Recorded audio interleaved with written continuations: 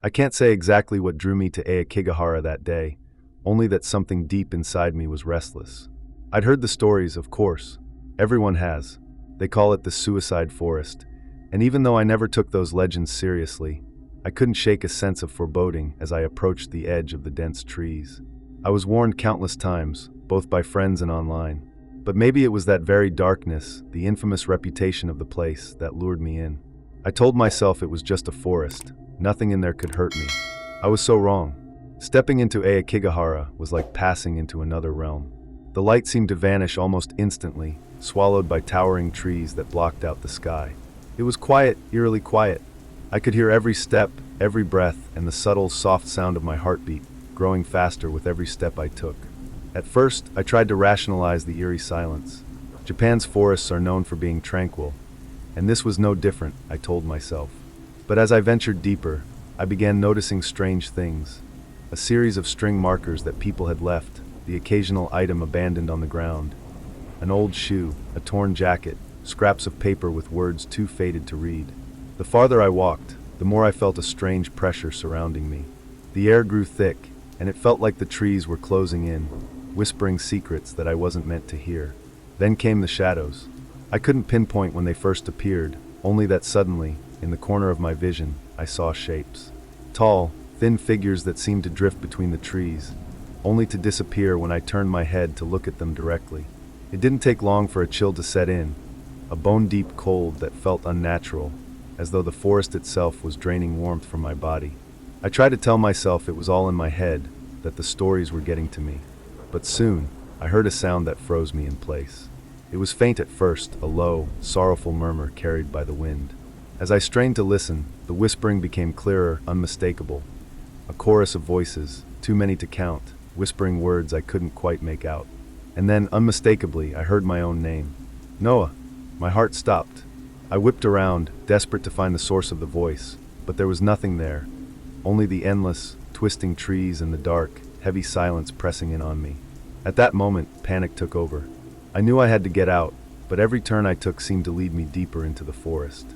The shadows grew darker, and the whispering became louder, relentless, almost pleading.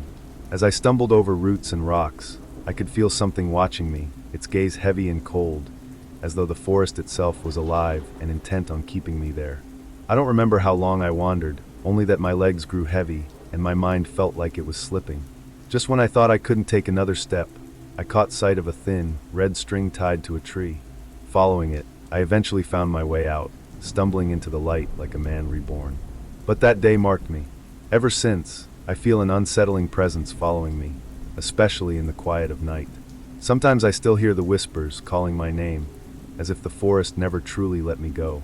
As I sit down to recount my experience in Aokigahara, I can't help but reflect on the world that surrounds it.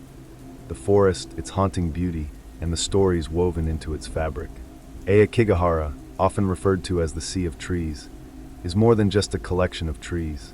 It's a complex tapestry of history, legend, and a palpable sense of despair that hangs heavy in the air. Nestled at the base of Mount Fuji, this sprawling forest is a stark contrast to the bustling life of Tokyo, where I grew up.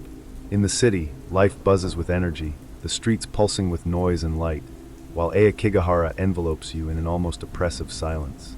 It's a silence that feels alive, as if the trees are holding their breath, waiting for something to happen. Before my fateful trip to Aokigahara, I was an ordinary college student with the usual aspirations of youth. At 20, I felt invincible, convinced that I could navigate the world without consequence. I was curious, perhaps too curious, about the darker aspects of life. I read about urban legends, ghost stories, and the inexplicable phenomena that surrounded places like Aokigahara. Friends and family warned me against visiting, sharing chilling tales of those who entered but never returned. Yet, the allure of the unknown was too strong. I wanted to confront my fears, to prove that I was braver than the stories that frightened my peers. In my mind, I had constructed a narrative of adventure. I pictured myself wandering through the towering trees, absorbing the beauty of the forest, capturing stunning photographs, and returning home with tales of my bravery. What I didn't anticipate was how quickly that narrative would unravel. Aokigahara is deeply intertwined with Japanese culture, steeped in both beauty and tragedy. The forest has a long history as a place of refuge and sorrow, where many have come to end their lives, seeking solace in its shadows. This duality fascinated me, drawing me in even more. I studied the local lore, learning about Uriai, restless spirits that are said to wander the woods, trapped between worlds. There are tales of those who ventured into the forest only to become lost, never to be seen again. Each story fed into my desire to experience something profound, to confront the stories head-on. As I walked into Aokigahara, the air changed. It was thick with humidity, the scent of damp earth and decaying leaves enveloping me like a shroud. The sun struggled to break through the dense canopy above, casting a dim, greenish hue over everything. The atmosphere felt charged, as if the forest itself was alive, watching me. I wanted to feel the thrill of exploration, to discover hidden paths and secret clearings. But what I found instead was a foreboding stillness that felt like a warning. I encountered fellow travelers, hikers, tourists, and curious locals, but their energy was different. They spoke in hushed tones, their eyes darting nervously around the trees. I realized that the forest had an unspoken language, a way of communicating its history through the collective anxiety of those who dared to step inside.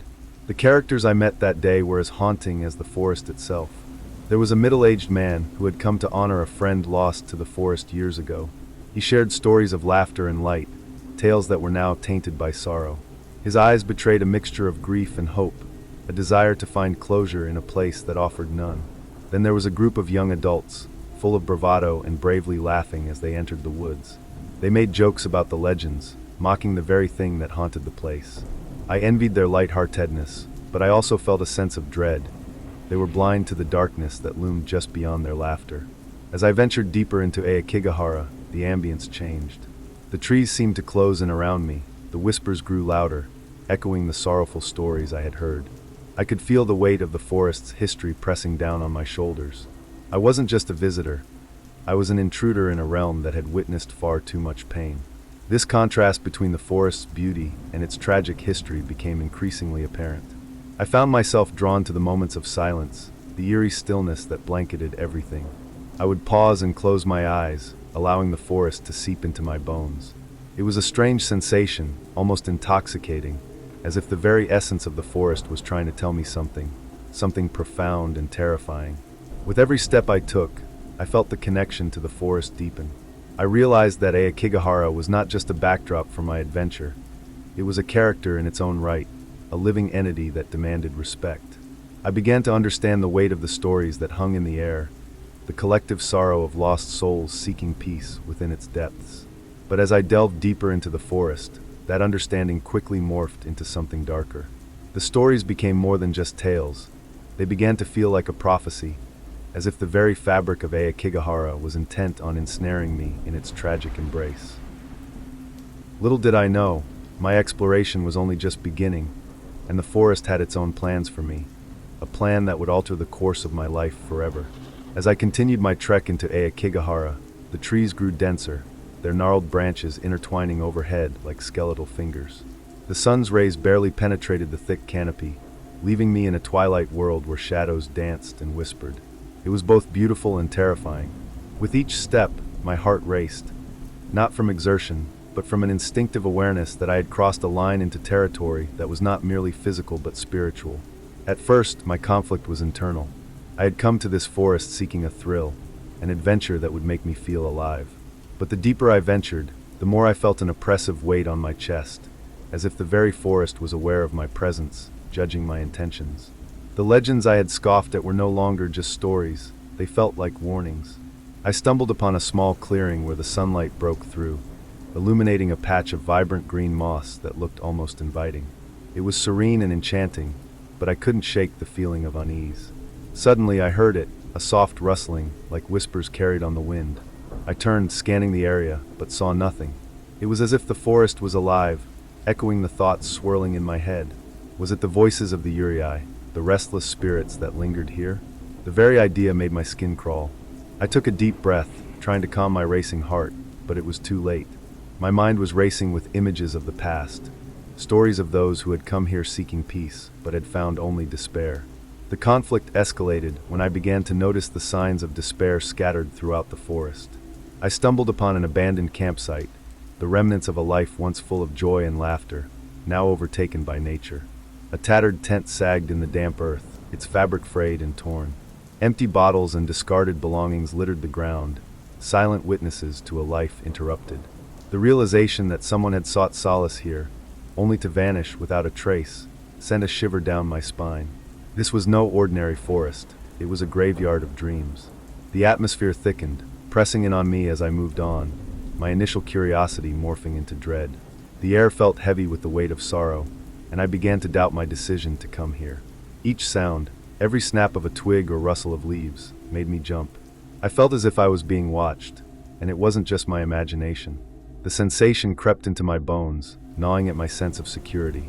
In my search for adventure, I had overlooked the stories of those who had come before me. Those who had sought closure in these woods, but had instead become part of its haunting legacy. I recalled the man at the entrance of the forest who had spoken of his friend. I couldn't shake the feeling that I was in the presence of that man's grief. What had he felt when he realized his friend was gone? What desperation had driven them both into the depths of Aokigahara? As the sun began to set, casting long shadows between the trees, I found myself hopelessly lost. My phone had no signal, and my sense of direction was fading fast. Panic gripped me as I realized the truth. I was not just wandering through a forest. I was in a maze designed to ensnare the unwary. Every path I took seemed to lead deeper into the heart of the woods, further away from the world I knew. And then, I heard it again, the whispering. This time it was louder, more insistent. It felt as if the forest was beckoning me, urging me to follow it deeper into the shadows. My instincts screamed at me to turn back, but curiosity, that insatiable urge that had brought me here in the first place, kept me moving forward. I stumbled upon an old wooden sign partially hidden by overgrown vines. It bore a warning in faded letters, "Stay on the path." But what path? There were no clear trails, only a tangle of branches and underbrush that threatened to swallow me whole. The whispers grew louder, echoing in my mind like a symphony of anguish. I couldn't discern whether they were real or just figments of my imagination, born from the eerie atmosphere surrounding me. My internal conflict raged.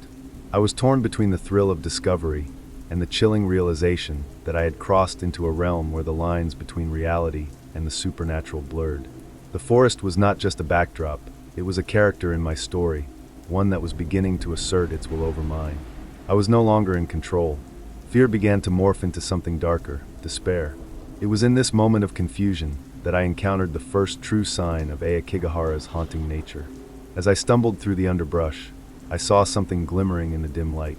It was a small, rusted object, half buried in the earth. I crouched down to examine it, a locket, its surface etched with intricate designs. I opened it, heart racing, to find a faded photograph inside. The image was of a young couple, their faces alight with happiness, completely oblivious to the fate that awaited them. The weight of their lost dreams pressed heavily on my chest.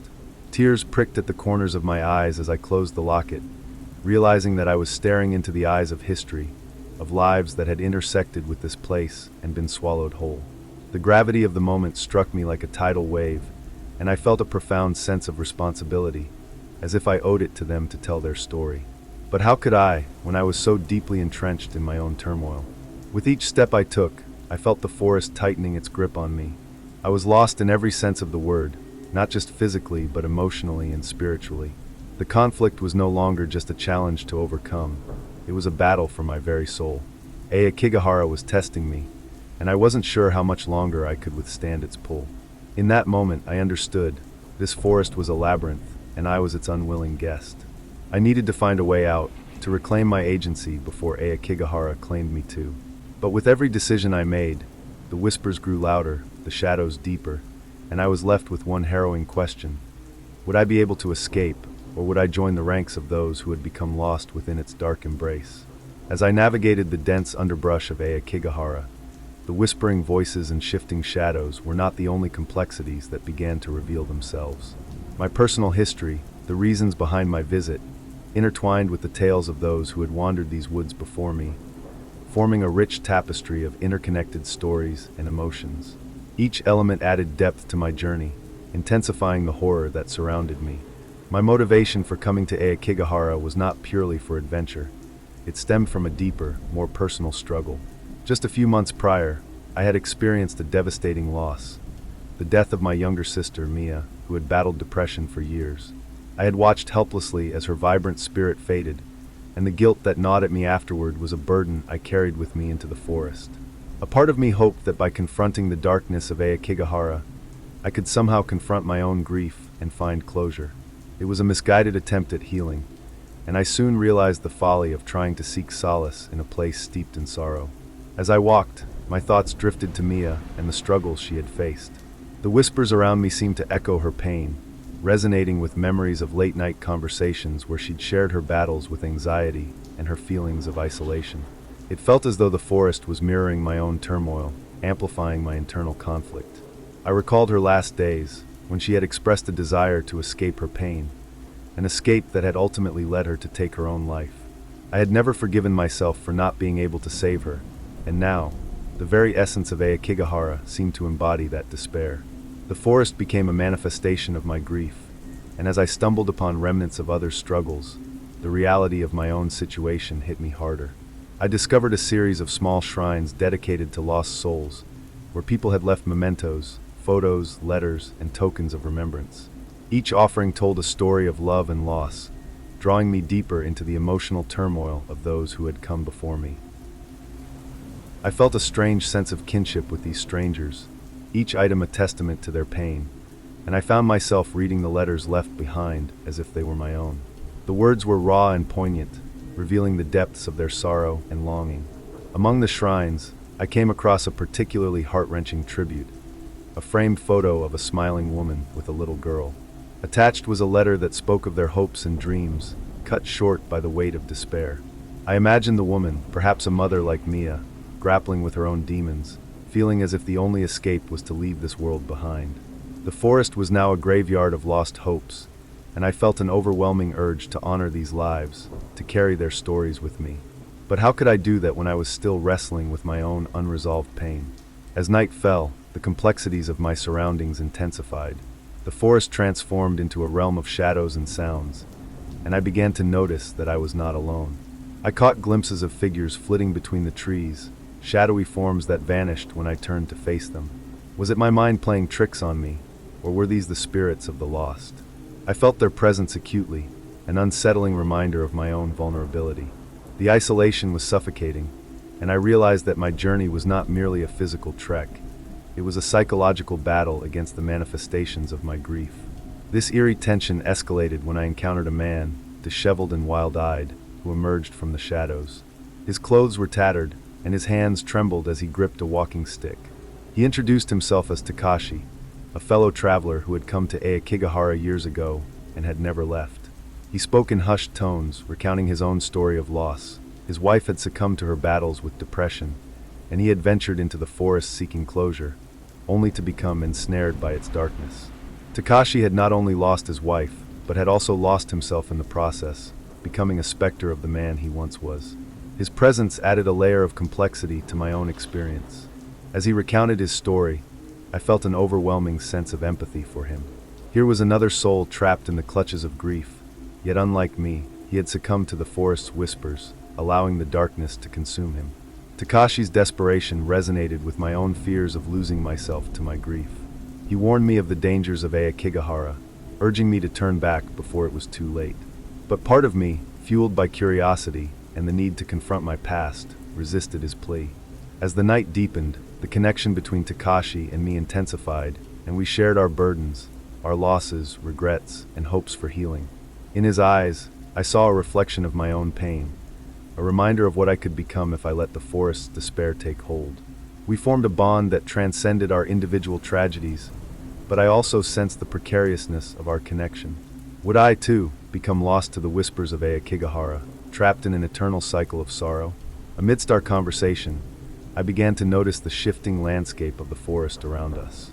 The trees seemed to close in, the air thickening with tension. Shadows danced along the ground, and I realized that the forest was not merely a backdrop. It was a character in our story, shaping our experiences and reflecting our emotional states. The complexity of my journey was now intertwined with Takashi's, and together we navigated the labyrinth of grief that Aokigahara presented. As the hours passed, I sensed a growing urgency. The forest was alive, and it was watching us. Each rustle of leaves, each snap of a twig, sent my heart racing. I felt the need to escape, to break free from the emotional weight that threatened to engulf us. But as I glanced at Takashi, I realized that he had already surrendered to the darkness. I was left with a choice. Would I follow in his footsteps, or would I find a way to reclaim my agency? The night was not just an exploration of the physical world around me, but a reflection of my internal struggle. Aokigahara was a tapestry of interconnected stories, of loss, love, and the search for solace. Each step I took unveiled the complexities of my grief and the realization that I was not alone in my journey. Yet, the forest's allure was a double-edged sword. It promised understanding, but also threatened to consume me whole. In this moment of reflection, I understood that the true horror of Aokigahara lay not only in its legends, but in the shared experiences of those who had come before me. My journey was an exploration of human suffering, of resilience in the face of despair, and of the complexities of our emotional landscapes. Would I find my way out, or would I become just another story lost to the whispers of the forest? As dawn approached, the dim light began to filter through the dense canopy of trees, casting an ethereal glow over Aokigahara. I felt a growing sense of urgency as I and Takashi navigated through the labyrinth of the forest. We had been walking for hours, and despite my resolve to confront my grief, the oppressive atmosphere was becoming unbearable. The chilling silence was occasionally pierced by the faintest sounds, but those whispers were growing louder in my mind, each one pulling me deeper into despair. After a brief silence, Takashi suddenly halted, his body tense as if sensing something I couldn't. "Do you hear that?" he whispered, a hint of panic creeping into his voice. I strained to listen, but all I could discern was the rustling of leaves in the gentle morning breeze. The unease in the pit of my stomach intensified. It felt as if the forest itself were alive, its presence wrapping around us like a suffocating blanket. "I don't hear anything," I replied, though my heart raced at the thought of what might be lurking just beyond our view. Takashi's expression turned grave as he gestured for me to follow him to a small clearing, where the air felt distinctly colder. I hesitated, knowing I was becoming increasingly unmoored in this strange and unsettling environment, but I didn't want to abandon him. In the clearing, we stumbled upon a collection of tattered objects, old clothing, faded photographs, and remnants of candles that had long burned out. My stomach twisted as I recognized these as offerings to the lost souls of Aokigahara, remnants of those who had come here seeking closure or escape. Among the items lay a small, rusted locket, its chain tarnished with age. I picked it up, my fingers brushing over the intricate engravings, and opened it to reveal a faded picture of a young couple, smiling and carefree. The moment felt sacred, yet heavy with sorrow. "What happened to them?" I asked, my voice barely a whisper. "They came here," Takashi replied, his gaze fixed on the locket. "They thought they could find peace. Instead, they became part of this place." The weight of his words hung in the air, wrapping around me like the forest itself. I could feel a pull, a desire to understand what had happened to them, to connect with their story. But the reality was that each item we found was another reminder of lives lost to the shadows that surrounded us. Suddenly, the air shifted, and a cold breeze swept through the clearing, rustling the branches above. It felt like an omen, a warning.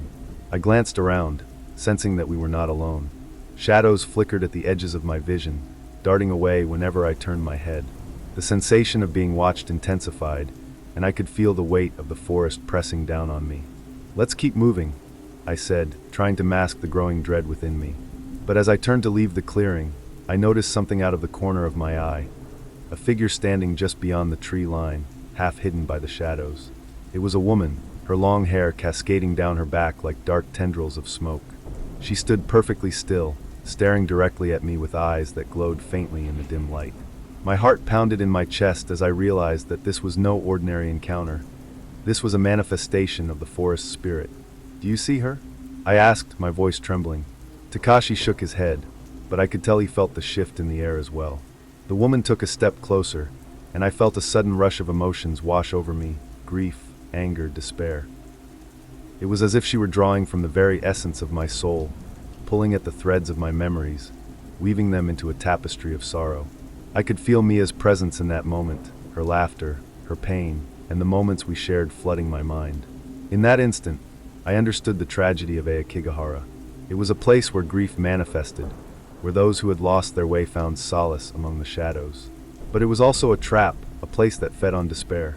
The woman's gaze bore into me, and I realized with horror that she was trying to pull me into her world, a world I had fought so hard to escape. "Stay back!" I shouted, stepping away from the clearing as panic surged through me. I glanced at Takashi, who was rooted in place, a look of confusion and fear on his face. "We have to go!" But as I turned to flee, the shadows around me began to shift and coalesce, forming dark figures that swirled like smoke. I could hear whispers in my ears, words I couldn't comprehend, but that resonated deep within me, invoking feelings of hopelessness and despair. I felt the weight of their pain pressing down on my shoulders, trying to pull me under, into a sea of sorrow. "Arthur!"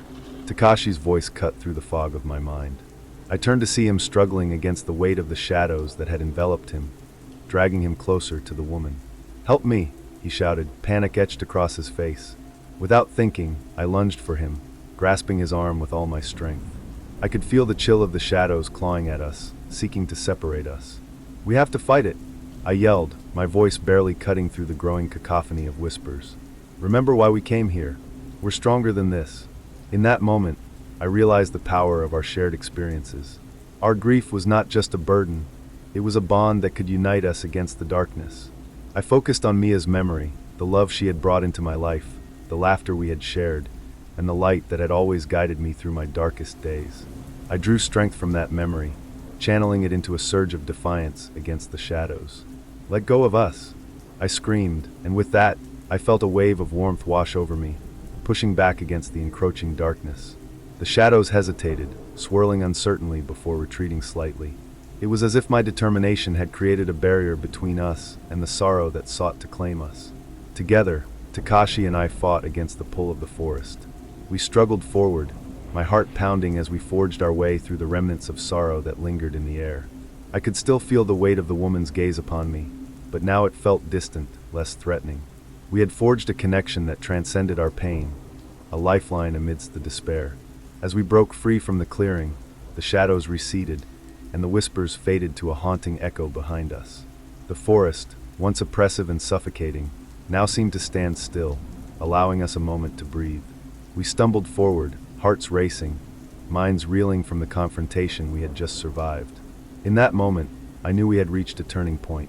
We had faced the darkness of Aokigahara and had emerged stronger, bonded by our shared grief and the promise of healing. The path ahead remained uncertain, but we had taken the first step toward reclaiming our lives. With renewed determination, we continued our journey through the forest, aware of the challenges that lay ahead but fortified by the realization that we were not alone in our struggles. Together, we would navigate the complexities of our emotions and confront the shadows that sought to ensnare us. Aokigahara was a place of sorrow, but it was also a place of resilience, an opportunity to find light amidst the darkness. As Takashi and I emerged from the depths of Aokigahara, the first rays of sunlight broke through the dense canopy overhead, illuminating our path. The air was thick with the scent of damp earth and decaying leaves, a stark reminder of the darkness we had just faced. I felt the weight of the experience pressing down on me, and though we had physically escaped the forest, I knew that mentally and emotionally, we were still very much entangled in its grasp. Once we reached the trailhead, a surge of relief washed over me. I glanced at Takashi, who looked equally shaken, his eyes wide and unfocused. "Did we really just go through that?" he asked, his voice trembling. I nodded, the memory of the shadowy figures and the woman still vivid in my mind. A part of me wanted to dismiss it as a collective hallucination, a figment of our frayed nerves. But I knew deep down that what we encountered was very real, a manifestation of our grief and the pain that had long haunted us. The journey back to civilization was quiet, each step feeling like a surreal experience. My mind was a storm of thoughts, reflecting on the implications of what had happened in the forest. I had come to Aokigahara seeking closure, but instead, I had faced the depths of my sorrow and the potential for my own downfall. I had danced with despair, and the consequences were still unraveling in my mind. In the following days, I struggled to come to terms with the experience. I returned to my daily life, but everything felt different. The city seemed louder, the colors brighter, but the shadows of Aokigahara lingered at the edges of my consciousness. I was haunted by the memories of the figures we encountered, especially the woman. She was a reminder of the fragility of life and the depths of pain that could exist beneath a seemingly calm surface. Takashi, too, was affected. He withdrew from our social circles, his usual humor replaced by a somber demeanor. We both knew we had been changed, but neither of us could articulate the transformation. We had been forced to confront the weight of our grief, and though we had survived, it felt as though a part of us remained tethered to the forest, trapped in that haunting experience. I reached out to my family and friends, hoping to share my experience and find solace in their understanding. But when I began recounting my journey to Aokigahara, their reactions ranged from concern to disbelief. Some dismissed it as a mere adventure gone wrong, while others expressed genuine worry about my mental state. I found myself frustrated by their inability to grasp the profound impact the experience had on me. One evening, I sat across from my best friend, Alex, at a small cafe. As I spoke about my time in the forest, his brow furrowed, and I could see skepticism creeping into his expression. "Noah, you're not seriously saying you saw a ghost, are you?" He chuckled lightly, but the humor felt hollow in my chest. "It wasn't a ghost, Alex. It was something else. A manifestation of everything I was feeling," I replied, my voice barely above a whisper. I searched his eyes for understanding, but I only found confusion. "Look, I know you're dealing with a lot after what happened with Mia, but you can't let this consume you," he said, his tone shifting to one of concern. "You need to talk to someone, maybe a therapist. This isn't something you can just brush off." His words cut deep, and I felt the sting of shame wash over me. I had spent so long trying to process my grief alone, convinced that I could handle it without outside help. But now, faced with the reality of my experience, I realized I had been wrong. I was wrestling with emotions that were too heavy to carry alone, and it was time to seek help. Taking Alex's advice to heart, I began attending therapy sessions. It was uncomfortable at first, opening up about my fears, my guilt, and the weight of my memories. But with each session, I felt the burden lifting ever so slightly. My therapist guided me through the process of unpacking the emotions I had suppressed for so long, allowing me to confront the pain of losing Mia without the fear of drowning in it. In therapy, I learned about the nature of grief and how it could manifest in various ways. The shadowy figures we had encountered in Aokigahara were symbolic of my unresolved feelings, an embodiment of the sorrow I had tried to hide. My therapist encouraged me to confront these emotions head-on, rather than running from them. "I can't just forget what happened there," I confessed one day. "I feel like a part of me is still in that forest." "That's understandable, Noah. Those experiences shape us, but they don't have to define us. Acknowledge what you felt, but also allow yourself to heal," she advised. As the weeks went by, I found myself gradually reconnecting with life. The therapy sessions became a sanctuary, a safe space where I could explore the depths of my emotions. I began to understand that the experience in Aokigahara, while painful, could also serve as a catalyst for growth. I started to journal my thoughts and feelings, pouring out the words that had remained trapped inside me for too long.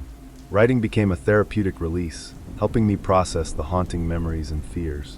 Meanwhile, Takashi's demeanor began to change as well. After I encouraged him to join me for a therapy session, he slowly opened up about his own struggles with grief. He spoke of his father's recent passing and the guilt he felt for not being able to save him. In sharing our experiences, we forged a deeper connection, finding solace in the understanding that we were both navigating the treacherous waters of grief together. The more we talked, the more we realized that we were not alone in our suffering. We both felt compelled to reach out to others who had experienced loss. Inspired by our journey, we began volunteering at local support groups, sharing our stories with others who had faced similar challenges. In helping others, we found healing for ourselves, a way to transform our pain into something meaningful. While the scars of Aokigahara would always remain, they no longer felt like chains binding me to despair. Instead, they served as reminders of the resilience I had discovered within myself. The forest had tested my limits, but it had also opened my eyes to the strength that comes from vulnerability. As the seasons changed, so did my perspective on life. I learned that grief was not a linear journey, but rather a winding path filled with unexpected turns. It was okay to feel lost sometimes. It was part of being human. And through the love and support of those around me, I began to forge a new path, one that embraced both the darkness and the light. In the end, Aokigahara had taught me that even in the depths of despair, there is the potential for growth, connection, and healing. The consequences of our choices may linger, but they can also lead to newfound strength and resilience, transforming our lives in ways we never thought possible. The shadows may return, but now I was equipped to face them head-on, armed with the knowledge that I was never alone in my struggles. As the weeks turned into months, the experience of Aokigahara slowly morphed from a dark chapter of my life into a pivotal moment of transformation. While the haunting memories of that forest continued to linger in the back of my mind, I began to understand that they did not define me. Instead, they served as a painful yet powerful reminder of my resilience and capacity for growth. The therapy sessions became my lifeline. Each week, I would walk into the office filled with a mix of apprehension and hope. My therapist, Dr. Sato, was a steady presence, guiding me through the complexities of my emotions with patience and insight. She encouraged me to dig deeper, to confront not only the fear and sadness that had gripped me, but also the guilt I felt about me as death. I often grappled with the thought that I could have done more, that perhaps if I had been stronger, she might still be alive. It was a heavy burden to carry, and I realized I needed to find a way to let it go. One particular session stands out in my memory. I had come in feeling especially burdened by guilt, my thoughts racing with what-ifs. As I recounted the night of the accident, my voice shook with emotion. If only I had taken her seriously, if only I had listened when she said she felt overwhelmed. I choked on my words, tears streaming down my face. Dr. Sato listened intently, then gently interjected.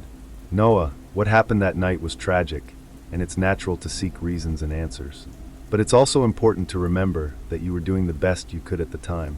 Sometimes, despite our best intentions, life takes unexpected turns." Her words resonated with me, and I began to realize that holding on to guilt only served to anchor me in my grief. I needed to forgive myself, to acknowledge that I was not responsible for Mia's struggles. As I started to shift my mindset, the weight on my shoulders began to lighten. I committed myself to honoring her memory, not through guilt, but by living a life that embraced the joy and adventure she had loved so much. Inspired by this newfound perspective, I decided to take proactive steps toward healing.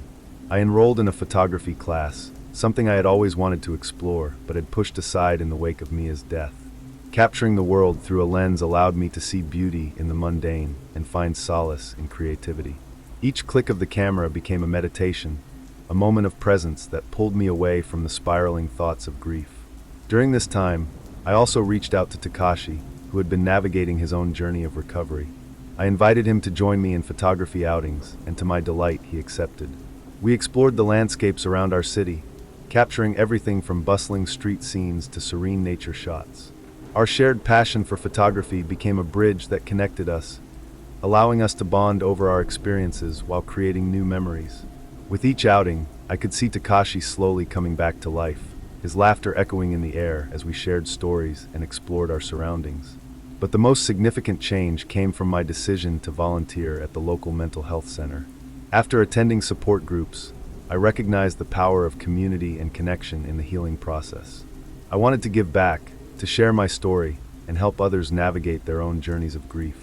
When I began leading workshops, I was filled with a sense of purpose I hadn't felt in years. I met people from all walks of life, each carrying their own burdens and pain. One of the first workshops I conducted focused on creative expression as a form of healing. I encouraged participants to share their stories through writing, art, and photography. It was incredible to witness how opening up about their struggles brought people together, creating a safe space where vulnerability was met with compassion. In listening to their stories, I found my own pain echoed in their experiences. It reminded me that while we all faced our own demons, we were never truly alone. During one of these workshops, a participant named May shared her journey of loss. She spoke about losing her sister to a mental health struggle and how it had left her feeling isolated and powerless. As she spoke, tears streamed down her face, and I felt a pang of recognition. I could see the pain reflected in her eyes, and as I listened, I felt compelled to share my own experience in Aokigahara. When I finished recounting my story, a hush fell over the room. Then, to my surprise, several others began to open up about their own experiences with grief and loss. It became a powerful moment of connection, each story weaving a tapestry of shared understanding and empathy. I realized then that my journey was not just about healing myself. It was about creating a community where others could find solace and strength in one another. Over time, I noticed a profound shift within myself. I was no longer the same Noah who had wandered into Aokigahara. I had transformed into someone who could embrace vulnerability and confront my fears. The darkness of that experience no longer held me captive. It had become a catalyst for my growth. I learned to cherish the small moments of joy, to seek out beauty even amid the pain. The forest had tested my limits, but it had also revealed my capacity for resilience and love. As the seasons changed and nature began to bloom around me, I embraced the idea of renewal. My photography evolved to capture not just landscapes, but also portraits of the people I met in support groups. I wanted to showcase their stories, their strength, and the beauty that emerged from their struggles. Each photograph became a testament to the resilience of the human spirit, a reminder that we are all capable of overcoming our darkest moments. I also made a conscious effort to honor Mia's memory in a meaningful way. I created a photo book dedicated to her, filled with images of places we had visited together and the memories we had shared. It was a cathartic experience, one that allowed me to celebrate her life while also acknowledging my own healing journey.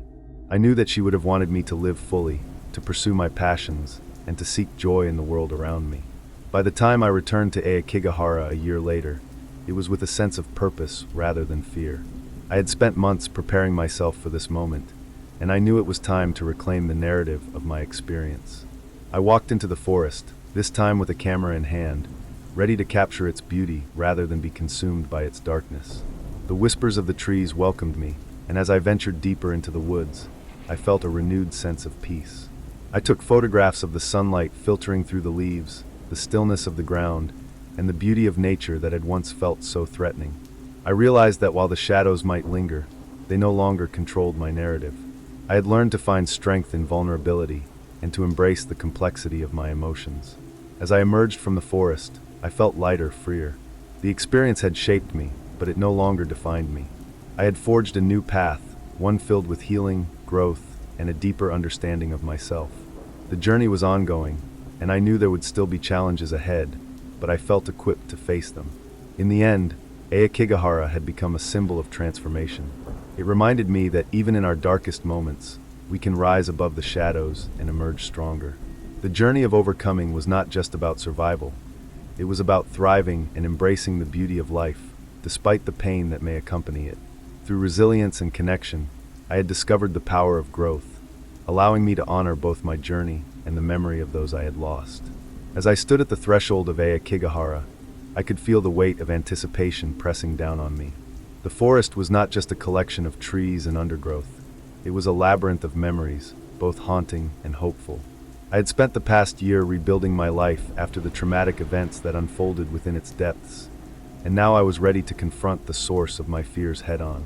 This journey was no longer merely an act of bravery. It was an essential part of my healing process. To prepare for this moment, I engaged in several therapeutic practices that had helped me regain my sense of self. Each day began with meditation, allowing me to center my thoughts and intentions. I would sit quietly in my room, closing my eyes and breathing deeply, envisioning the forest as a place of beauty rather than dread. I imagined walking among the trees, feeling their strength and stability enveloping me. In those moments of clarity, I began to cultivate a sense of gratitude for the life lessons I had learned. In addition to meditation, I documented my feelings and experiences in a journal. Writing became a cathartic outlet, allowing me to pour my thoughts onto the page without judgment. I chronicled my journey through grief, recovery, and self-discovery, and I wrote letters to Mia, expressing my love, remorse, and hope for her spirit. This practice not only provided clarity, but also reinforced my commitment to honoring her memory in a positive way. As the day of my return to Aokigahara approached, I meticulously planned every detail of the trip. I researched the forest's trails, marking the paths I wanted to explore. Armed with my camera, I intended to capture the beauty of the landscape that had once felt so oppressive. I gathered essential supplies, water, snacks, a map, and my journal. But more importantly, I equipped myself with an open heart and mind, ready to confront whatever emotions might arise. I reached out to Takashi, who had been a steadfast companion throughout my recovery. I wanted him to accompany me not just for support, but also to share this journey of healing together. When I explained my intentions, he was more than willing to join me. We had forged a bond over our shared experiences, and I knew that having him by my side would provide the comfort I needed. We arranged to meet early in the morning, allowing us to set off before the heat of the day set in. On the morning of our expedition, the air was crisp, and the sky was a brilliant blue, devoid of clouds. As I drove towards Aokigahara, memories flooded back, images of laughter, adventure, and ultimately despair. But this time, I was determined to focus on the present. The road wound through picturesque landscapes, each turn bringing me closer to the forest that had held me captive in the past. I could feel my heart racing, a mixture of anxiety and excitement coursing through me. When Takashi arrived, we exchanged reassuring smiles, acknowledging the significance of what lay ahead. As we parked the car and stepped into the forest, I felt an overwhelming wave of emotion. The sense of damp earth and pine filled my lungs, grounding me in the moment. I took a deep breath, reminding myself of the journey I had undertaken. I was no longer the person who had entered this forest in despair. I was someone who had grown, who had found strength in vulnerability. We started along one of the trails, the sunlight filtering through the dense canopy above. Each step I took felt like a reclamation of my power. With every click of my camera, I captured the forest's ethereal beauty, the way the light danced on the leaves and the shadows played upon the ground. I focused on the present, immersing myself in the sights and sounds around me, allowing nature to wrap its arms around me like a protective blanket. As we walked deeper into the forest, I began to share my thoughts with Takashi. I recounted my memories of that fateful night, the fear, the confusion, and the guilt that had haunted me since. He listened attentively, offering words of encouragement and understanding. I could see that he, too, was working through his own demons, and our conversation became a mutual exploration of our shared pain. We eventually found a clearing, a peaceful spot that seemed to emanate tranquility. I suggested we take a break, and we settled on the ground, surrounded by the gentle rustling of leaves. As I looked around, I felt a sense of calm wash over me. This place, once a site of anguish, was now a sanctuary, a space for healing and reflection. I pulled out my journal and began to write, pouring my thoughts onto the page. I wrote about the beauty of the forest, the lessons I had learned, and the determination to move forward. I expressed gratitude for Takashi's presence and the bond we had formed. I also took the opportunity to write another letter to Mia, sharing my progress and how I hoped to honor her memory through the positive choices I was making. After a while, I closed my journal and looked at Takashi, who was observing the forest with a thoughtful expression. "You know," he said, "this place has a way of bringing out the deepest parts of us. It challenges us, but it also shows us how to grow." I nodded in agreement, feeling a renewed sense of purpose. "I want to remember this moment," I replied. "I want to remember that I have the strength to face my fears." Our time in the clearing helped solidify my resolve. I knew that as we ventured further into Aokigahara, I would encounter the shadows of my past, but I was prepared to meet them with an open heart. The fear that had once paralyzed me was now a flicker of awareness, a reminder of the journey I had undertaken. As we resumed our walk, I felt a profound connection to the forest, as if it were an old friend welcoming me back. The path ahead was still shrouded in uncertainty, but I understood that growth often arises from discomfort. With Takashi by my side, I was ready to embrace whatever challenges awaited us. The deeper we ventured, the more I could feel my past intertwining with my present. Each tree seemed to whisper secrets, tales of those who had wandered through the forest before me. I imagined their stories, their fears, and their hopes. I realized that we were all part of a larger tapestry, woven together by our experiences and the choices we made. As we approached the area where my darkest memories resided, I took a moment to pause. I could feel my heart pounding, but I also felt a flicker of determination igniting within me. This was my moment to confront the pain and reclaim my narrative. I looked at Takashi, who nodded in encouragement. Together, we would face the depths of Aokigahara, united in our journey of healing and growth. With one last deep breath, I stepped forward, ready to embrace the climax of my story. I was no longer just a visitor in Aokigahara. I was an adventurer reclaiming my life, determined to find light in the shadows. As we pressed deeper into Aokigahara, the atmosphere shifted. The air grew thick with tension, and the once vibrant sounds of nature began to fade into an unsettling silence. I felt a knot tightening in my stomach, an instinctual warning that we were nearing the place where my fears had taken root. It was both thrilling and terrifying, and I could sense Takashi's unease mirroring my own. "Are you ready?" he asked, his voice steady but laced with concern. I nodded, though my throat felt dry and my heart raced. "I have to be." We ventured forward, the underbrush crunching beneath our feet. The sunlight dimmed as the trees grew denser, their twisted branches reaching out like skeletal fingers. I could feel my pulse quickening as we approached the spot where I had first encountered the dark specters of my mind. Each step felt heavier, laden with memories that threatened to pull me back into despair. Finally, we arrived at the clearing, a hauntingly familiar sight. It was here that everything had spiraled out of control, where I had felt the weight of my grief suffocating me. I stood at the edge, staring into the abyss of my memories. The trees surrounding us seemed to hold their breath, the forest eerily still as if anticipating my next move.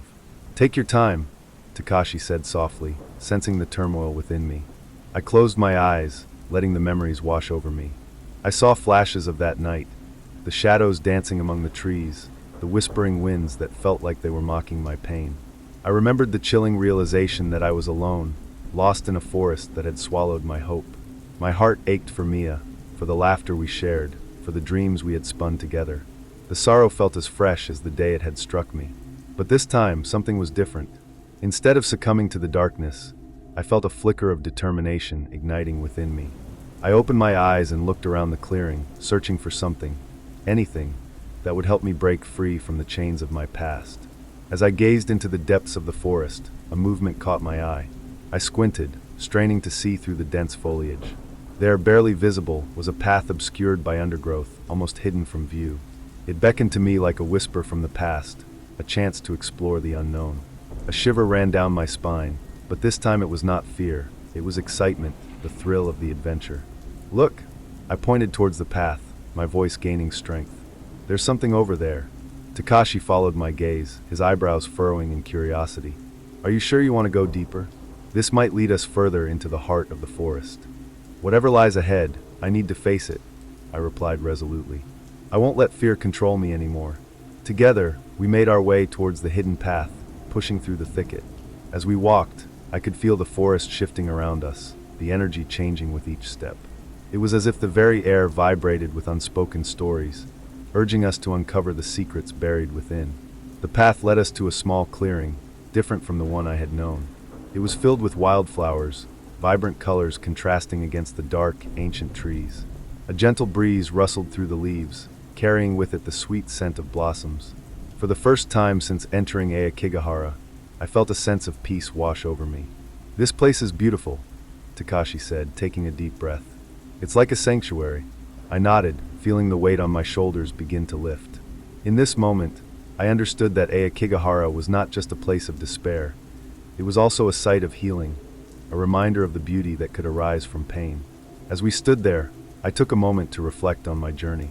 I had faced my demons, had allowed myself to feel the depth of my grief, but now I was ready to let go. I reached into my backpack and pulled out the letters I had written to Mia. They were a tangible representation of my love, my regrets, and my hopes for healing. "I want to honor her memory," I said, my voice steady. "I want to release these letters into the forest, to let the wind carry them away." Takashi nodded in understanding, and we found a large, flat stone at the edge of the clearing. I placed the letters on the rock, my hands trembling slightly as I did so. "Thank you for being with me on this journey," I told Takashi. "It means everything." With a deep breath, I lit a small candle and set it beside the letters. As the flame flickered to life, I felt a surge of emotion rising within me. I closed my eyes, focusing on Mia's memory, the laughter, the adventures, the love we shared. I whispered a silent prayer, asking for peace and forgiveness. Then, with a swift movement, I tossed the letters into the air. They danced in the breeze, swirling around us like confetti before drifting deeper into the forest. I watched as they disappeared among the trees, a sense of liberation flooding through me. It was as if I had released a part of my past, allowing it to merge with the forest, to become one with nature. The wind picked up, and I felt its caress on my skin, a gentle reminder that I was not alone. I opened my eyes and turned to Takashi, who was watching me with an expression of admiration. "You did it," he said, his voice filled with pride. I smiled, feeling lighter than I had in years. I faced my fears. I honored my past, and now I can move forward. As we prepared to leave the clearing, I felt a profound sense of closure. Aokigahara, with all its shadows, had become a place of transformation for me. I had confronted the darkness within, and in doing so, I had found my way back to the light. As we retraced our steps, the forest seemed to breathe with us, the whispers of the trees now sounding like words of encouragement. I realized that while the journey through Aokigahara had tested me, it had also forged me into a stronger person. I was ready to embrace life anew, equipped with the knowledge that healing comes from facing the depths of one's pain. With each step, I felt a renewed sense of purpose, ready to share my story with others and help those who had walked similar paths. My experience in the forest was not just a personal victory, it was a message of hope. a reminder that even in the darkest places, we can find the strength to rise, to grow, and to find beauty in the aftermath of sorrow. Emerging from the depths of Aokigahara, I felt a profound shift within myself. The forest that once stood as a monument to my despair had transformed into a sanctuary of healing. It was astonishing how the very same place that had once seemed like a trap now felt like a liberating path toward understanding and acceptance. I had come to the forest seeking adventure, but what I found was much deeper. A journey into my own soul, a confrontation with the ghosts of my past. Reflecting on the experience, I realized how pivotal it was in reshaping my perception of grief and loss.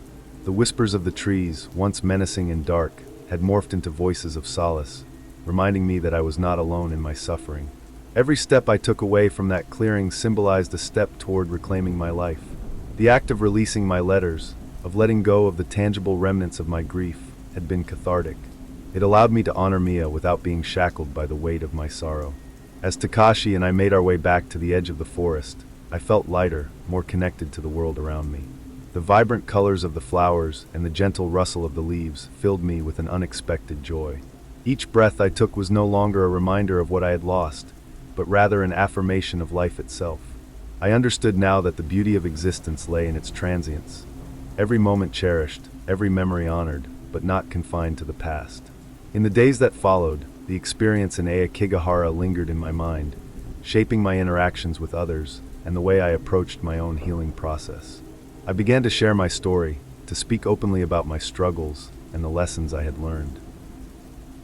The reactions I received were often met with empathy and understanding, creating a ripple effect that encouraged others to share their own burdens. It became clear to me that vulnerability could foster connections, and in that sharing, we could find solace together. I also took up the challenge of using my experience to help others. I volunteered with local organizations focused on mental health, becoming an advocate for those grappling with their own demons. I shared the importance of facing one's fears, embracing pain as a part of the healing journey, and finding strength in community. It was rewarding to witness the transformations in others, to see them emerge from their struggles with renewed hope and resilience. As I stood at the edge of Aokigahara for the last time, I realized how far I had come. The forest that had once loomed large in my mind now held a different significance. It was not a place to fear, but a reminder of my capacity for growth. I could honor my past while forging a new path for my future, one filled with possibility rather than despair. Life, much like the forest, is unpredictable and wild. But if I learned anything from my journey, it's that we can find beauty and strength in the most unexpected places. Aokigahara taught me that even in our darkest moments, we possess the power to heal and grow. It reminded me that our scars tell stories of love, loss, and the relentless pursuit of hope. And as I walked away, I carried with me the lesson that every ending is merely a new beginning, and every shadow can illuminate the path to a brighter tomorrow. Months later, I returned to Aokigahara, but this time as a guide for those seeking solace in its depths. Standing amidst the towering trees, I shared my story with others, helping them confront their fears and find peace in the memories they carried. The forest, once a place of despair, had become a sanctuary of healing and connection. I had transformed my experience into a source of strength, inspiring others to embrace their struggles.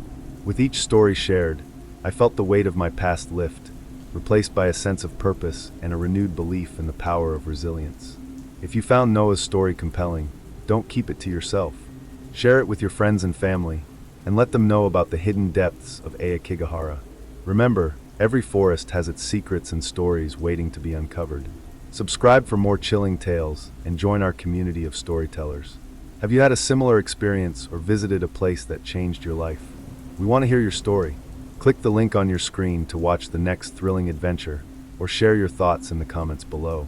Your journey might inspire someone else.